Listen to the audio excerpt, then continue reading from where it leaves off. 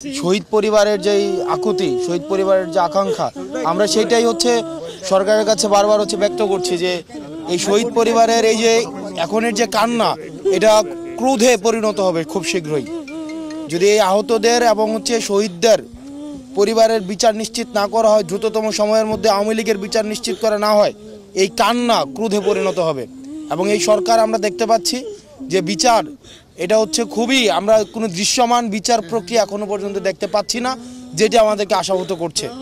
আমরা চাই যদি ট্রাইব্যুনাল সংখ্যা বাড়াইতে হয়, আমরা চাই যত দ্রুততম সময়ের মধ্যে এই বিচারটি নিশ্চিত করতে পারুক, কারণ সোহেলের মার কাছে আমরা সোহেলকে কোনোদিন ফিরাই দিতে পারবো না। এখন আমাদের এটার জন্য জাতীয় ঐক্যমত্যের ভিত্তিতে আমরা দেখতে পাচ্ছি যে এই যে আওয়ামী লীগের বিচার যেন দীর্ঘমেয়াদী হয়, বিচারটা যেন কোনোভাবে এটাকে কালেক্ষেপণ করা যায়, সেটার জন্য দেশি বিদেশি ষড়যন্ত্রের আমরা সম্ভাবনা দেখছি।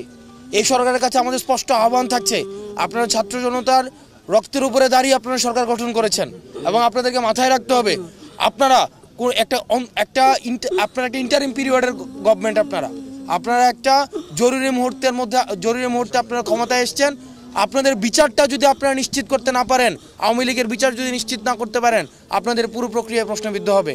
এটা শুধু সোহেলের মার কান্না না, আমাদের যে 2000-এর অধিক যারা শহীদ হয়েছে প্রত্যেকটা পরিবারের কান্না, আহতদের কান্না। আপনি আজকে দেখেছেন যে আমরা 131টার উপরে এই লাশের এর থেকে আর করুণ কি হইতে পারে? পরিবার জানে না সন্তানের লাশ কোথায়, যে এর থেকে করুণ, এর থেকে নিদারুণ যন্ত্রণার কিছুই হইতে পারে না। তো এই সরকার দ্রুততম সময়ের মধ্যে বিচারটা নিশ্চিত করুক।